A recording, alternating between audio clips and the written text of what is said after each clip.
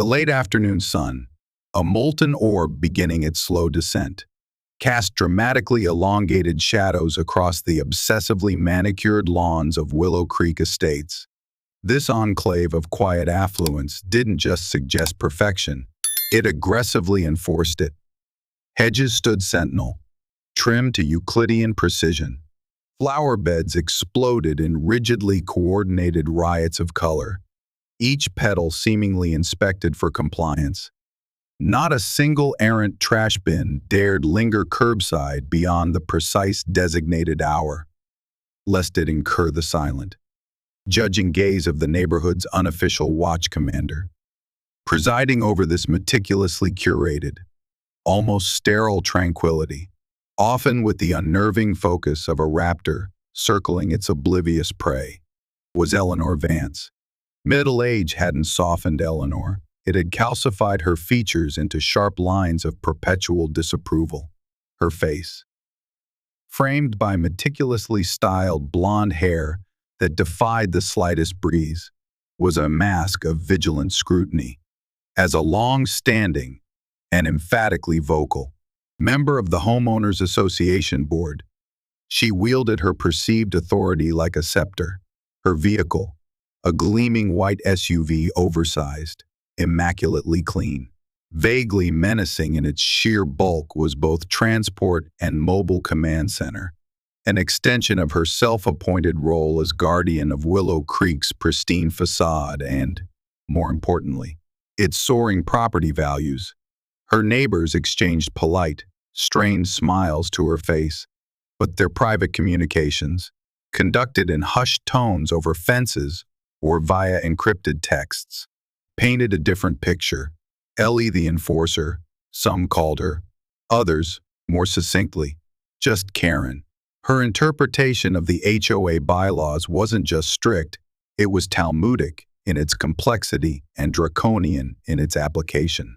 Her enforcement methods ranged from passive-aggressive notes left under windshield wipers to direct, uncomfortably loud confrontations on front lawns.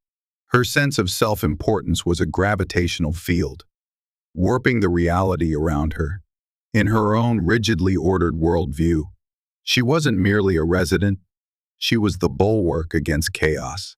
The thin white line defending civilization, as defined by Willow Creek's covenants, conditions, and restrictions from the encroaching forces of untidiness. Or worse, this was a solemn duty, a heavy burden she shouldered with grim determination and a staggering, almost breathtaking lack of self-awareness.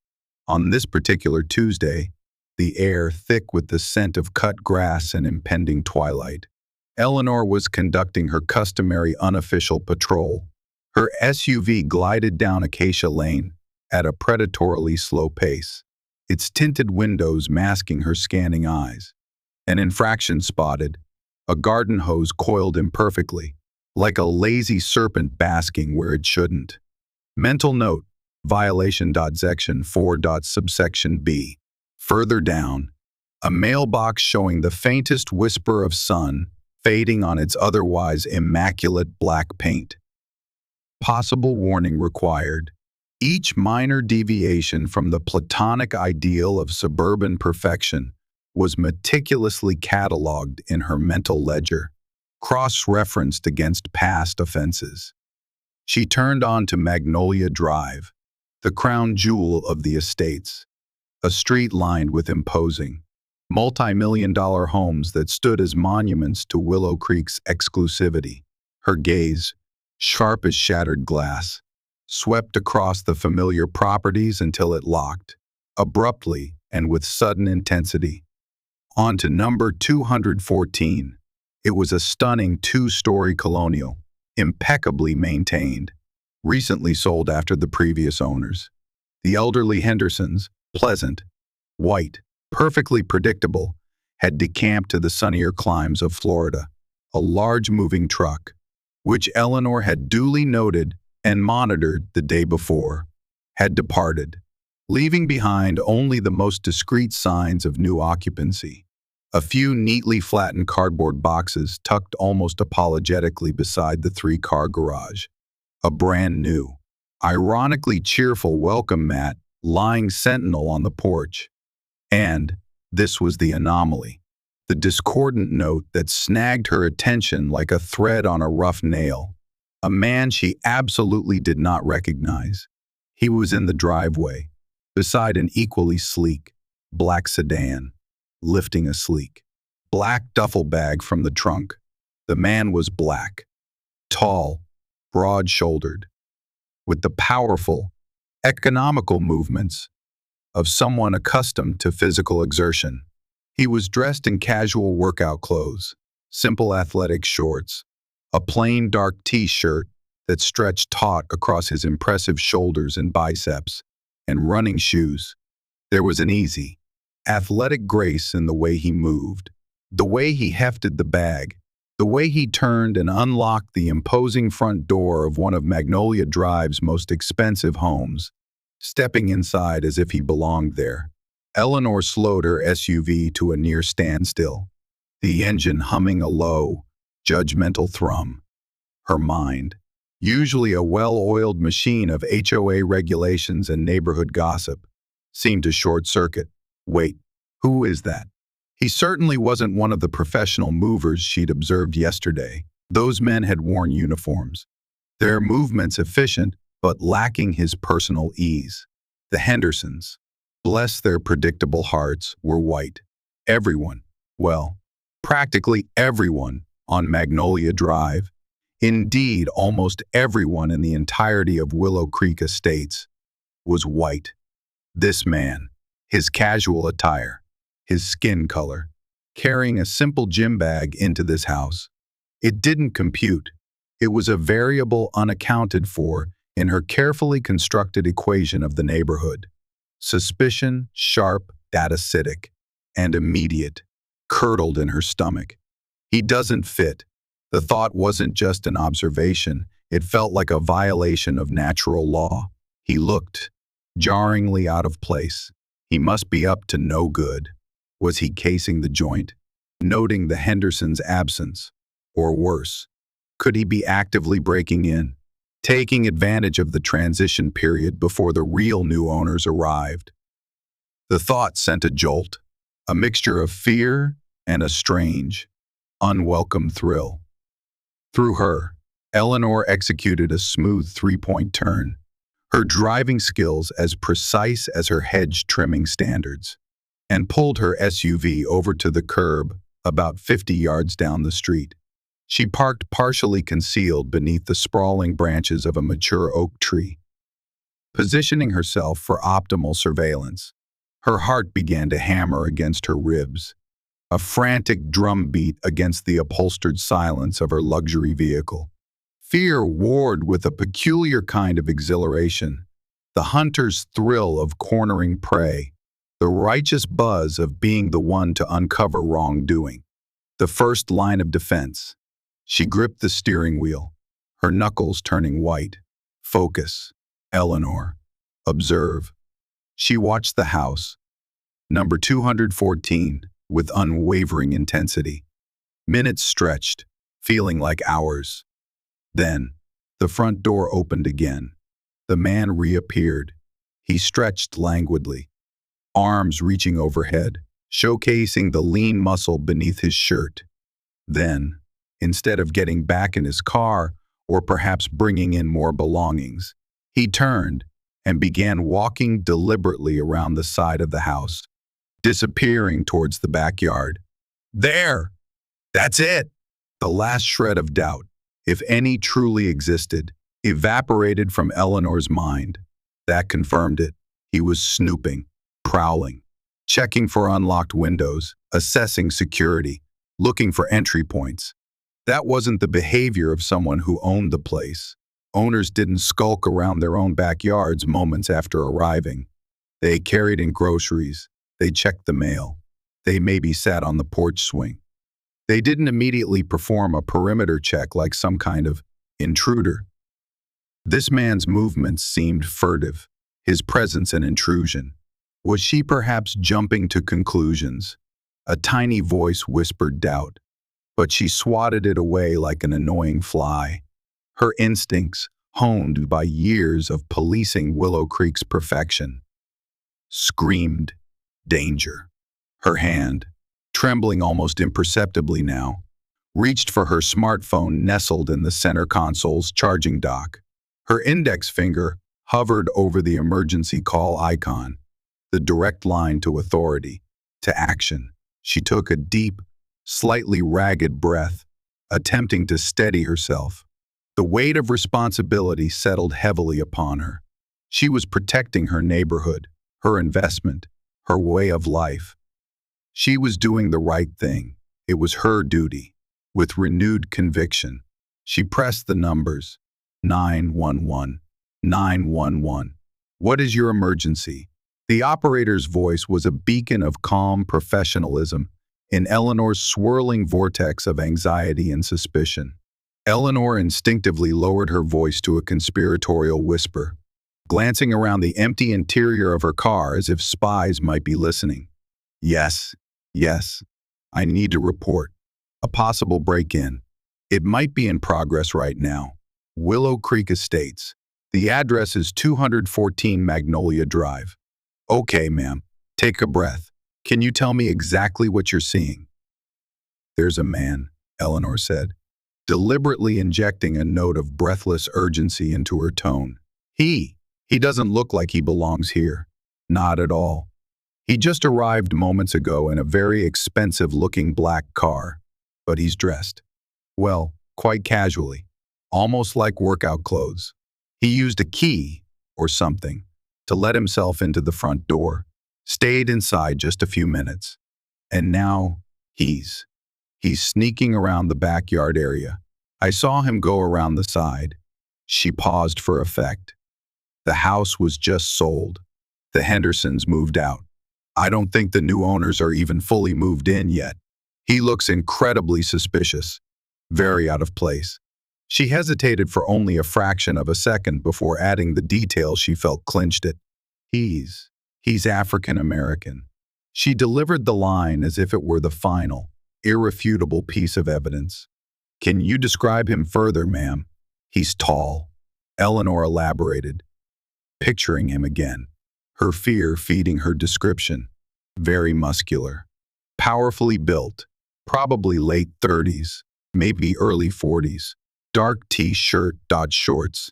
He carries himself differently. There's an intensity there. Maybe aggressive. I don't know. I just have a very bad feeling.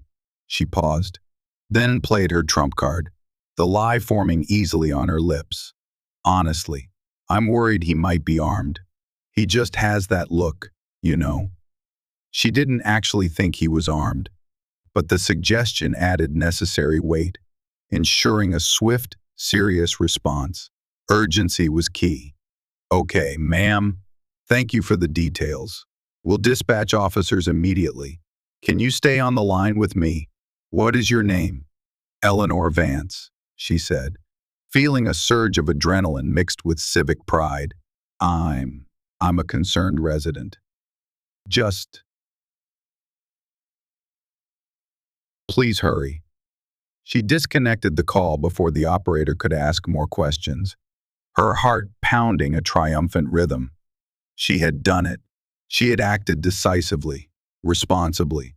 She had sounded the alarm. Now, the professionals, the police, would handle the situation. She settled back more comfortably in her plush leather seat, her eyes glued to number 214, a grim, chilling sense of satisfaction washing over her like a cold wave.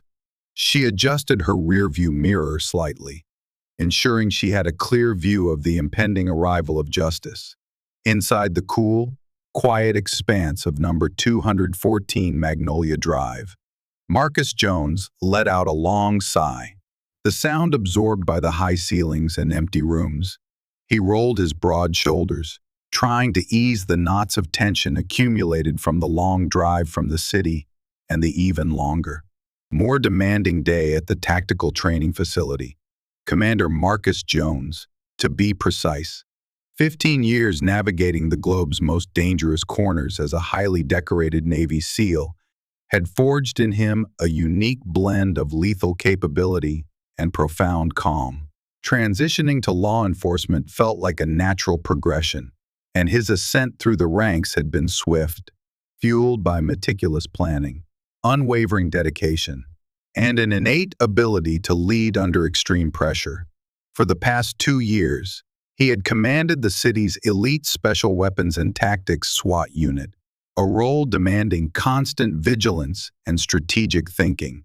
He had bought this house in Willow Creek Estates, seeking the antithesis of his professional life: peace, space, green lawns, quiet streets, a sanctuary, a promise of a tranquil life far removed from the high-octane stresses of SWAT command, a place where he could finally decompress, maybe put down roots, perhaps even start the family he sometimes dreamed of between high-risk operations. He'd just completed a quick walkthrough of the main floor, mentally ticking off items, thermostat adjusted. No obvious damage to the newly polished hardwood floors from the movers. Good. His duffel bag, sitting near the staircase, contained merely a change of clothes, his DOP kit, and a few essentials. The bulk of his life was still packed away in labeled boxes stacked neatly in the cavernous garage. Feeling the lingering effects of the drive, he decided a breath of fresh air and a quick check of the backyard sprinkler system were in order. He slid open the heavy glass door and stepped out onto the stone patio. The late afternoon sun felt unexpectedly pleasant on his skin, warm and welcoming. He took a deep breath, inhaling the scent of freshly mown grass and blooming flowers. This was good. This was what he'd paid for. Then he heard it. The distant, rising and falling wail of sirens, growing steadily, unnervingly closer. It wasn't unusual to hear police or fire vehicles passing on the main thoroughfare bordering the estates. But these sirens, they seemed to be turning into the neighborhood's winding streets. They were heading deeper into the quiet heart of Willow Creek, heading directly towards Magnolia Drive, towards his house, a knot of professional unease, honed by years of situational awareness, tightened in his stomach. This felt directed. He walked back around the side of the house, his easy stride now laced with a subtle tension, emerging into the front yard just as 2 marked patrol cars, blue and red lights now strobing silently but urgently, screeched to a halt, blocking the end of his driveway. 2 officers emerged simultaneously, their movements practiced, hands hovering instinctively near their sidearms, their expressions etched with wary caution as their eyes fixed on him. "Sir, can you put your hands where we can see them?" Slowly, one of the officers called out, his voice firm, authoritative, but not yet overtly aggressive. It was the standard command, but the context felt anything but standard. Marcus froze, his mind, a finely tuned instrument of threat assessment, instantly shifted gears. This wasn't a casual inquiry about a neighborhood watch program. This wasn't a wrong address. This was a response. To what? He raised his hands slowly, deliberately, palms facing forward, fingers spread slightly. Years of training, of being on both sides of high stress, weapons drawn encounters, kept his outward demeanor preternaturally calm. But a cold, hard anger began to simmer beneath the surface, a low burn in his gut. He knew the script. He'd lived variants of it, directed it, analyzed it, and he'd seen it play out far too many times from this particular angle. "Is there a problem, officers?" he asked, keeping his voice steady, level, devoid of inflection. Projecting calm was paramount. "We received a call reporting a possible burglary in progress at this residence, sir," the second officer stated, his partner providing cover as he approached cautiously, stopping a careful distance away. "Can you tell us who you are and what you're doing here?" "My name is Marcus Jones," he replied clearly, maintaining eye contact. I own this house. I just closed on the sale last week. The movers finished unloading yesterday. I just arrived a few minutes ago. He kept his hands held high, his movements minimal, deliberate, every action scrutinized. The first officer, the one hanging back slightly, squinted, his eyes flicking between Marcus and the house. "You have identification on you, Mr. Jones. It's in my wallet, in my back right pocket," Marcus stated calmly. "May I reach for it?" Slowly. "Go ahead." The approaching officer nodded. "Nice and easy. Keep that left hand up." Marcus lowered his right hand with painstaking slowness, retrieved his wallet, extracted his driver's license with 2 fingers, and held it out, arm extended. The officer took it carefully, his gaze flicking between the photo, a slightly younger Marcus in a formal shirt, and Marcus's face. Then down at the address clearly listed, 214 Magnolia Drive, Willow Creek Estates. As the officer examined the ID, his thumb swiping across the laminated surface, Marcus's peripheral vision registered movement down the street, the white SUV, still there, parked under the oak tree. He saw the silhouette of the driver more clearly now, a woman, blonde hair visible even from this distance, watching, intently. He recalled noticing the vehicle lingering, almost lurking, when he first pulled into the driveway minutes ago. He hadn't thought much of it then, perhaps a neighbor curious about the newcomer. Now, the pieces clicked into place with a sickening, inevitable clarity. The suspicious person call, the location, the timing, his casual attire, his race. It wasn't a random mistake. It wasn't a misunderstanding. He was being profiled, racially profiled, in the driveway of his own damn house, in the expensive, exclusive neighborhood he had sacrificed and bled and worked his entire adult life to afford.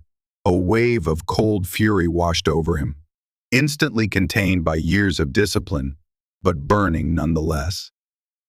The officer handed back the license, his posture relaxing fractionally, the immediate tension easing slightly, but a residue of suspicion hadn't entirely faded from his eyes. "Okay, Mr. Jones. License matches the address," he conceded, his tone shifting towards procedural. "But we still need to verify ownership officially, sir. Dispatch is checking the records now. The caller, she seemed quite certain you didn't belong here." He shifted his weight, glancing briefly towards the white SUV down the street.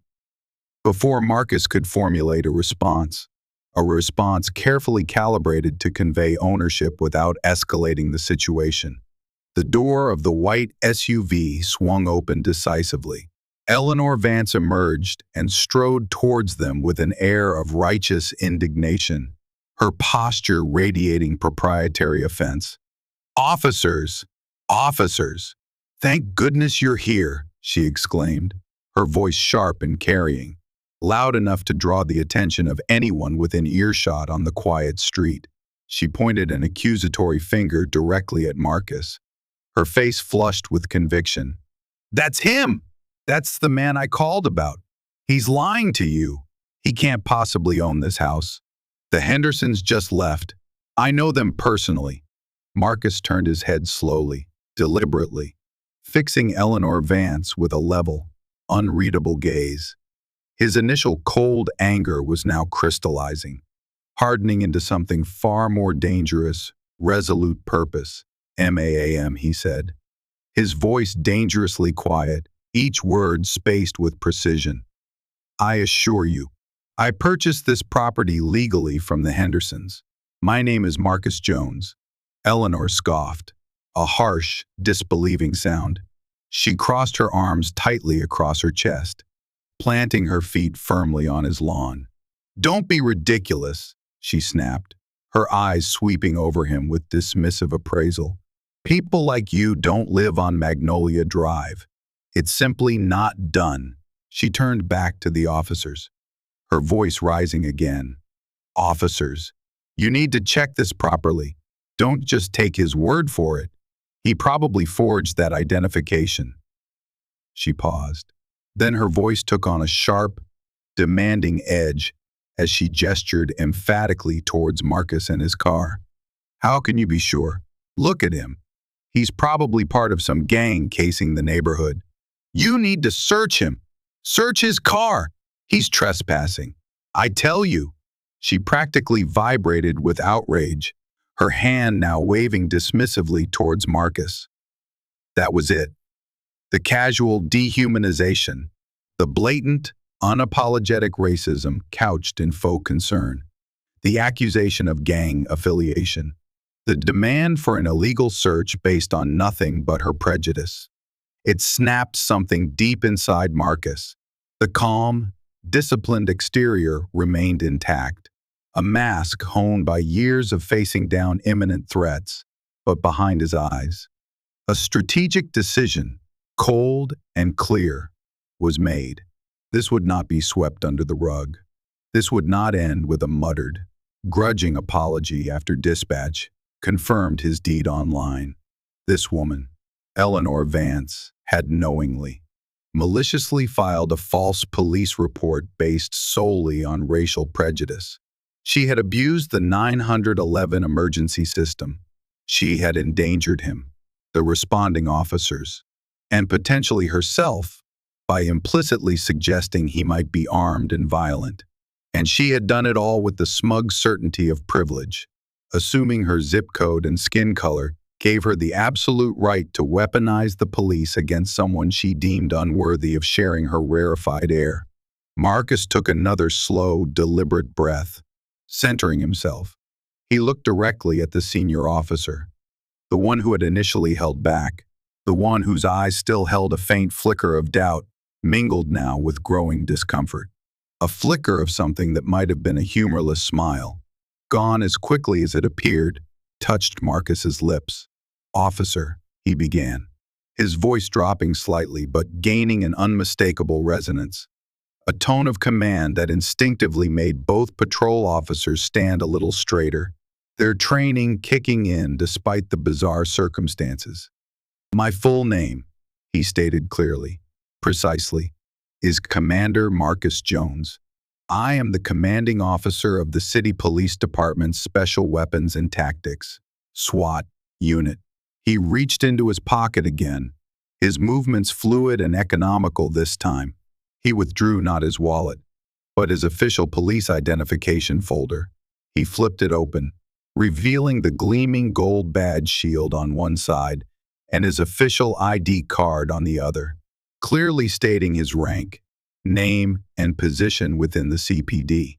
He held it up calmly, steadily, for both officers to see clearly. "Perhaps," he added, his voice still quiet, but cutting through the suddenly charged air, "this will help clarify the situation." The air crackled, thick with stunned silence. The only sounds were the distant hum of cicadas and the frantic pounding of Eleanor Vance's heart, now audible even to herself. The two patrol officers stared, eyes wide, at the proffered badge, then up at Marcus's impassive face, then back down at the undeniable proof of his identity. Recognition dawned, followed swiftly by shock. Then a wave of dawning horror washed over their faces. They recognized the name. They knew who Commander Jones was, a legend in the department, a decorated war hero, a leader known for his unflinching standards and tactical brilliance. They hadn't recognized him out of uniform, in workout clothes, in this unexpected context. But they knew him now, and they knew, with sickening certainty, that they had just detained their own SWAT commander in his own driveway, hands raised, based on a racially motivated suspicious person call from her. Their faces paled visibly. Eleanor Vance, however, seemed frozen in a state of cognitive dissonance, utterly incapable of processing this reality-altering information. Her carefully constructed narrative was shattering around her. "SWAT commander," she sputtered, her voice a choked gasp. She looked wildly back and forth between Marcus's calm face, the gleaming badge, and the suddenly terrified expressions of the patrol officers. That's impossible. He's lying. It must be another forgery. A very good one, perhaps, but her protest trailed off, lacking its earlier conviction, her mind struggling to reconcile the image of the suspicious black man with the undeniable authority radiating from him and the sudden deference of the officers. The senior officer, jolted into action, spun on Eleanor, his face now a mask of grim fury. "MAAM," he snapped, his voice sharp, stripped of all previous deference. "I strongly suggest you remain silent, right now." He turned back to Marcus, his expression a mixture of profound mortification and professional respect. "Commander Jones." "Sir, one am profoundly sorry. We were just responding to the dispatch call.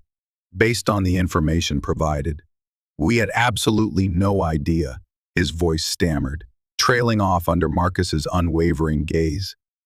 Marcus held up a hand, cutting off the cascade of apologies. His focus remained absolute, his expression unyielding. "You were responding to a report," he stated, his voice cold and precise, gesturing with his chin towards the now trembling Eleanor. "A report filed by this woman, a report which, it is now abundantly, terrifyingly clear, was filed under entirely false pretenses and motivated solely by racial bias." He paused, letting the weight of his words sink in, "which makes it a potential hate crime." He holstered his official ID and smoothly pulled out his personal cell phone. His movements remained precise, economical, utterly calm, despite the internal tempest. He scrolled through his contacts with practiced speed and initiated a call. "This is Commander Jones," he said into the phone, his voice devoid of emotion, but carrying the unmistakable weight of command that could mobilize heavily armed tactical teams. "I require an immediate SWAT mobilization and full tactical deployment to my current location. 214 Magnolia Drive, Willow Creek Estates. Authorize Code 3 response." He paused briefly. Nature of the situation: active detainment of a civilian suspect following the confirmed filing of a racially motivated false police report targeting a law enforcement officer at his primary residence. Potential hate crime. Charges are pending investigation. Instruct arriving units to secure the scene and establish a full perimeter. And, he added, his voice dropping slightly but losing none of its authority, notify the public information officer immediately. I want full media presence on site. Acknowledge. He listened for a moment, presumably receiving confirmation, then ended the call with a decisive tap. He slipped the phone back into his pocket and surveyed the scene. The two patrol officers looked as though they'd seen a ghost and were about to be haunted by it for the remainder of their careers. Eleanor Vance's jaw had dropped completely, her face now a mask of utter, uncomprehending terror. The words SWAT mobilization, hate crime, media presence finally seemed to penetrate the thick walls of her self-righteousness, shattering her privileged reality. Her eyes widened further, pupils shrinking to pinpricks, mirroring the frantic, trapped beating of her heart. Her carefully ordered world wasn't just tilting, it was imploding spectacularly. You can't do that," she finally stammered, the earlier stridency completely gone, replaced by a thin, reedy tremor of pure panic. Her body swayed slightly, her legs feeling weak beneath her. One hand fluttered towards her chest as if to calm her racing heart. This is insane. It's an overreaction, a gross abuse of power. I was just concerned." The last word came out as a desperate squeak. "You were concerned because a black man was present in a neighborhood you believe he has no right to be in." Marcus corrected her, his voice glacial, cutting through her panicked protests. You knowingly abused the emergency services system. You made demonstrably false allegations, potentially inciting violence. You endangered myself, these officers, and the community based purely on your own ingrained prejudice. That is not concern, Miss Moe. Vance, his eyes locked onto hers, cold and hard. That is a crime. Several, in fact. And rest assured, you will be held accountable. The transformation of the tranquil suburban street was shockingly swift. Within minutes, the quiet was shattered. More patrol cars arrived, lights flashing, efficiently blocking off intersections at both ends of Magnolia Drive, creating an inescapable bubble of police activity. Neighbors, initially drawn by the commotion of the first two patrol cars, peeked out from behind perfectly symmetrical curtains and discreetly parted blinds. Their initial curiosity turned to stunned disbelief, then outright shock, as the low, guttural thrum of heavy vehicles grew louder, closer. Then came the unmistakable, intimidating sight and sound of the SWAT deployment Marcus had ordered.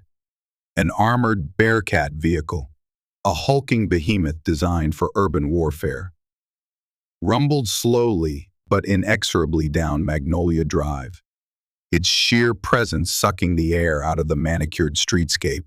It was followed closely by tactical vans disgorging a stream of officers clad in full midnight black tactical gear, helmets with visors down, heavy body armor, utility belts laden with specialized equipment, carrying carbines held at the low ready. They moved with the practiced, unnerving efficiency of a well-oiled machine, fanning out, voices low and clipped on their comm systems, establishing a secure perimeter around Marcus's house, the immediate vicinity, and, pointedly, enclosing Eleanor's now conspicuously trapped white SUV, Mrs. Miller, peering through a gap in her lace curtains from her house directly across the street, gasped, her hand flying to her mouth. She'd seen Eleanor's earlier histrionics, recognized the familiar edge to her voice.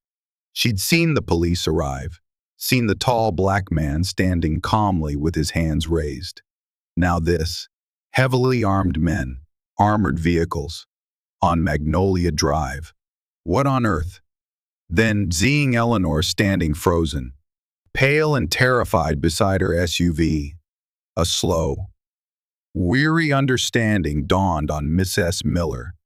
Oh, Eleanor, she thought, not unkindly, but with a profound sense of inevitability. You finally pushed too far, she sighed. A long, slow exhalation. Perhaps, just perhaps, justice, in its own dramatic way, was finally arriving at Willow Creek. Other neighbors, emboldened by the sheer spectacle, began to emerge tentatively onto their porches, phones held up, capturing the surreal scene unfolding before them. Just as Marcus had commanded, news vans weren't far behind, alerted by the police PIO about a significant, unusual police operation involving the city's SWAT commander personally, at his residence, in one of the city's most affluent and typically sedate neighborhoods. They arrived with sirens briefly chirping, cameras already rolling, eager for the sensational story. Satellite trucks extended their masts towards the sky. Reporters, microphones in hand, jostled for position behind the newly established police tape, shouting questions that were lost in the low thrum of idling engines and radio chatter. The scene was a bizarre tableau, heavily armed officers securing a pristine lawn under blossoming crepe myrtles, glaring newslights competing with the fading sunlight, and at the epicenter of it all, a bewildered, visibly terrified Eleanor Vance, standing beside her expensive SUV like a shipwrecked survivor on a rapidly shrinking island, flanked by the two original patrol officers who now looked like they desperately wished the meticulously manicured turf would swallow them whole. Amidst the controlled chaos he had unleashed, Marcus remained an island of calm. He conferred briefly, professionally, with the arriving SWAT team leader, a captain whose eyes betrayed a mixture of shock and grim understanding. Ensuring the scene was secure, protocols were being followed meticulously. He wasn't grandstanding. He was operating with the same dispassionate precision he applied to any critical incident. Because this was a critical incident, an assault on justice, on equality, on his right to simply exist in his own home, happening on his own doorstep. Once the scene was fully contained, the perimeter solid, and the media cameras focused, Marcus turned and walked purposefully, deliberately, towards Eleanor. The phalanx of SWAT officers parted silently, creating a clear, unimpeded path for their commander. The whirring and clicking of cameras intensified, tracking his every step like paparazzi following a movie star. He stopped directly in front of her, close enough for her to see the cold, resolute steel in his eyes. Her face, moments before flushed with indignation, had completely crumpled. The arrogant mask had dissolved, revealing raw, unadulterated panic beneath. Tears welled in her eyes, tracing clean paths through her expensive foundation. "Please," she whispered, her voice barely audible above the surrounding low-level hum of the operation and the distant traffic. Her entire body trembled. "Please, Commander, sir, it was a terrible mistake, a misunderstanding. I panicked. I didn't mean." Her plea trailed off into a choked sob. Marcus's expression remained unyielding, carved from stone. "There are consequences for our actions, Miss Vance," he stated, his voice clear, calm, and carrying, easily picked up by the boom microphones now hovering nearby like metallic vultures. He didn't raise his voice, but every syllable landed with the weight of judgment. He turned his head slightly, addressing one of the original patrol officers, the senior one, who looked immensely relieved to be given a clear directive, however unpleasant. "Officer," Marcus commanded quietly but firmly. "Red Miss Vance, her Miranda rights. She is under arrest." The officer nodded mutely, stepping forward, his face grim but resolute. He began the familiar, formal recitation, his voice sounding unnaturally loud in the relative hush that had fallen over the immediate area. "You have the right to remain silent. Anything you say can and will be used against you in a court of law." Eleanor began to sob openly now, great, racking gasps, shaking her head violently in denial. "No, no, you can't do this," she cried, her voice cracking. She looked wildly around, seeking allies who weren't there. "I'm on the HOA board.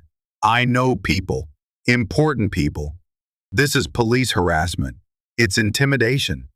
Marcus ignored her frantic protests, his gaze fixed forward.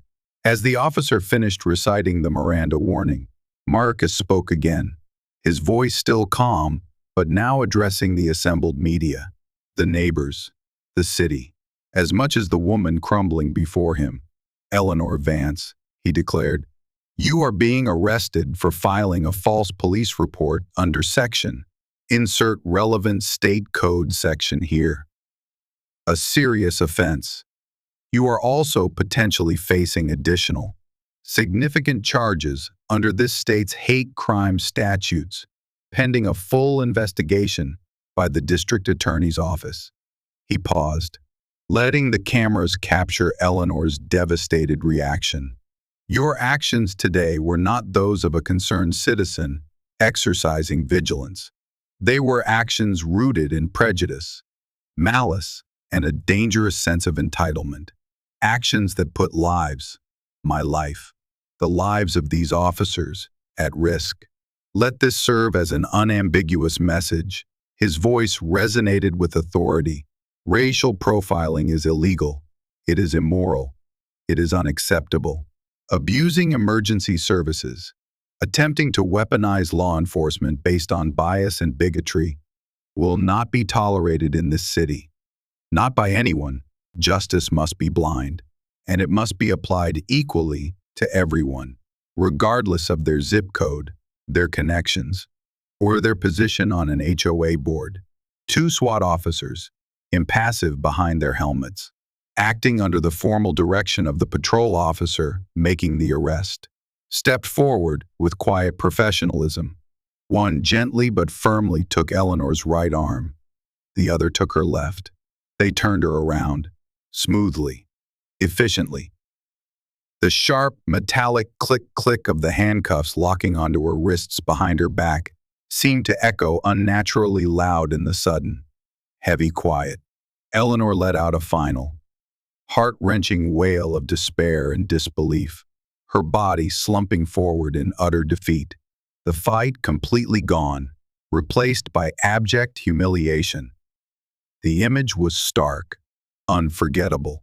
The entitled, imperious HOA Karen, architect of Willow Creek's superficial perfection, stripped bare of her perceived authority, reduced to a sobbing, handcuffed suspect, being arrested by the very forces she had so arrogantly attempted to manipulate, led away in disgrace in front of her aghast neighbors and the rolling news cameras, her meticulously constructed world collapsing into ruins around her. She was escorted, stumbling slightly, to the back of a waiting patrol car, her face buried in her shoulder, unable to meet the pitying, curious, or condemning gazes of her neighbors. The flashing blue and red lights of the police vehicles painted the pristine surfaces of Willow Creek Estates in harsh, garish strokes, brutally illuminating the ugly, prejudiced reality that had lurked just beneath the perfect, placid facade. Marcus watched the patrol car pull away, carrying Eleanor Vance towards the consequences of her actions. His expression somber but resolute. He then turned, ignoring the cacophony of shouted questions from the reporter's commander. "What are your thoughts? Was this racially motivated? Will you be pressing charges?" And walked with measured steps back towards the front door of his new house. He had made his statement, loud and clear. Now, the wheels of the justice system, however imperfect, would begin to turn. The immediate aftermath was a media firestorm.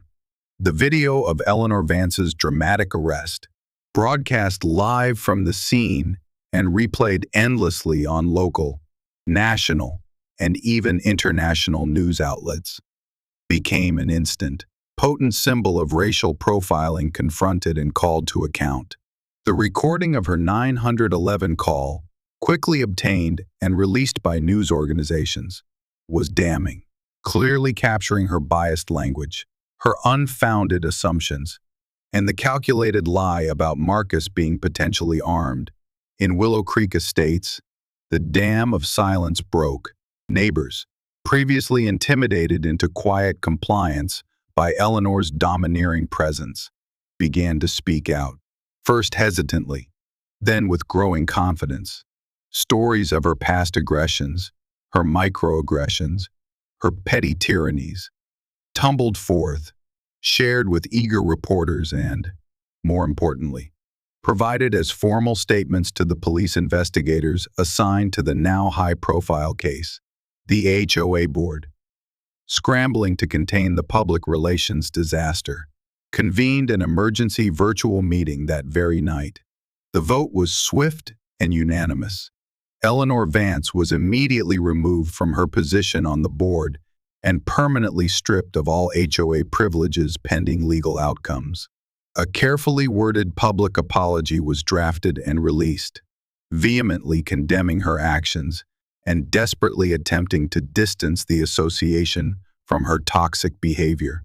The district attorney's office, facing intense public scrutiny and presented with overwhelming evidence, the 911 call, the body cam footage from the responding officers, Commander Jones's own composed but firm testimony, and a growing file of supporting accounts from other residents detailing a pattern of behavior pursued the case with vigor.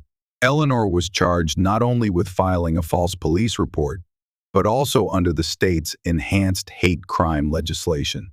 The prosecution arguing forcefully that her actions were demonstrably motivated by racial animus and constituted a dangerous abuse of emergency services. Eleanor's attempts to portray herself as a victim, a misunderstood, overly zealous but ultimately well-meaning concerned citizen caught in an unfortunate overreaction, fell spectacularly flat in court. Her expensive, high-powered legal team couldn't effectively counter the stark, irrefutable reality captured on audio and video, witnessed by numerous credible individuals, including sworn police officers. The trial was relatively short. The jury's deliberation was even shorter. They found her guilty on all counts. During the sentencing hearing, the presiding judge delivered a scathing rebuke, her words echoing in the silent courtroom. She highlighted the profound danger inherent in weaponizing emergency services based on prejudice, the severe breach of public trust Eleanor had committed, and the potential for tragic outcomes stemming from such reckless, biased actions. Referencing Commander Marcus Jones's distinguished and highly decorated service record, both as a Navy SEAL risking his life overseas and as a respected law enforcement leader protecting the city, the judge emphasized the profound irony and deep injustice of him being targeted, threatened, and humiliated in such a manner upon simply arriving at his own lawfully purchased home. The sentence reflected the gravity of the offenses and the high-profile nature of the case. Eleanor Vance received no leniency, no probation. She was sentenced to a significant term of actual imprisonment behind bars. Furthermore, citing the considerable waste of taxpayer money and city resources precipitated by the unnecessary SWAT mobilization and the clear evidence of malicious intent behind her actions, the court imposed substantial fines and initiated civil asset forfeiture proceedings against her considerable assets. Her pristine white SUV, the symbol of her perceived authority, had long since been impounded and was now subject to forfeiture. Months later, a palpable change had settled over Willow Creek Estates. The oppressive atmosphere of constant surveillance, judgment, and simmering resentment that had permeated the neighborhood under Eleanor's reign had largely lifted with her departure in public disgrace. Neighbors exchanged waves, stopped to chat over meticulously trimmed hedges, their interactions friendlier, more relaxed, less guarded. While the incident itself had been deeply shocking and uncomfortable, forcing residents to confront unpleasant truths about their seemingly perfect community, it had also inadvertently served as a catalyst, sparking uncomfortable but necessary conversations about bias, privilege, and the true meaning of neighborliness. Marcus Jones settled into his home on Magnolia Drive. The initial violation, the righteous anger, the stress of the unexpected confrontation had gradually faded, replaced by a quiet, deeply felt satisfaction that justice, in this instance, had been unequivocally served. It wasn't just personal vindication. It felt like a small but significant strike against the insidious, everyday racism that could fester even in the most affluent, manicured corners of society. He continued to lead his SWAT unit with distinction, his already formidable reputation somehow enhanced by his calm, decisive handling of the intensely personal crisis. Sometimes, standing on his back patio in the quiet solitude of the evening, the scent of jasmine heavy in the air, looking out at the peaceful, tree-lined neighborhood now bathed in the soft glow of dusk, he would remember the jarring, surreal events of that afternoon. It served as a stark reminder, the ongoing battles for equality, dignity, and simple respect weren't just fought in distant, war-torn lands or during high-stakes tactical situations involving barricaded suspects. Sometimes, the front line was right in your own driveway. He had earned his place in Willow Creek, not merely through his service record or his income bracket, but through his unwavering insistence on basic human dignity and fundamental justice in the face of ugly, deeply ingrained prejudice.